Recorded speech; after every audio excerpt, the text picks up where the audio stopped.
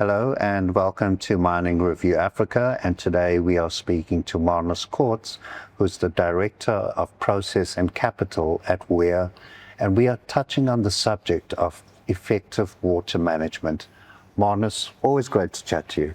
Thank you, Gerard. Great stuff. So, can you tell me, how is the mining industry's approach to water management evolving from a tailings-focused issue to a flow sheet strategy? Well, Gerard, today when we talk about tailings, it's really a whole flow sheet discussion. Historically, when we spoke about water treatment, the focus was always on the tailing end of the process, looking at the tailings dams. Today, water is treated much more as a strategic resource, and as a result, it's designed in from day one on how to manage it. The shift really came in the water scarcity that's becoming a bigger problem across the world, rising energy prices, as well as regulatory and investor requirements. Okay.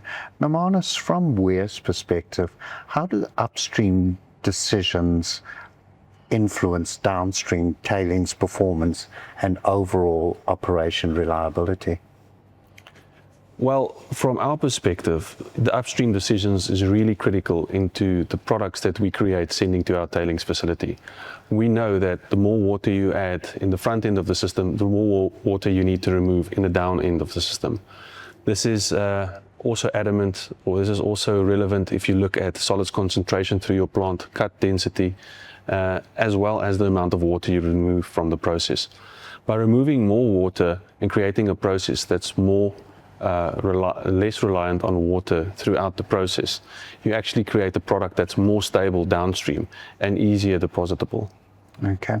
Now, Marnus, can you tell me, why is it becoming increasingly important for mines to view tailings management as a risk, government and production issue rather than just focusing on compliance requirements or environmental risk?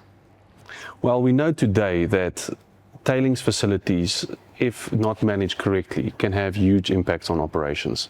It can not only stop an operation, but it also has the safety impact, not to mention the reputational risk associated with the mismanagement of these resources.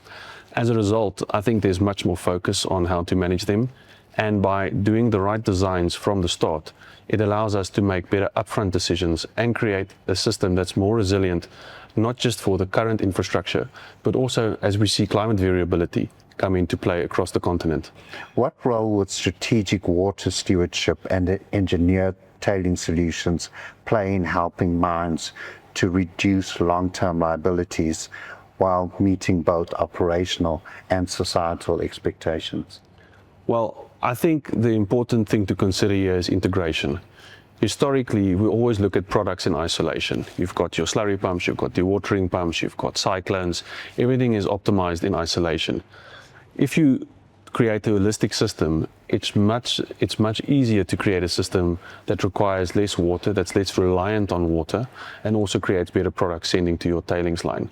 So it's really important to look at the system as a whole and not in isolation. Great, sir. Well, Marnus, thank you very much for your insights today, and thank you for joining us on Mining Review Africa. Thank you very much.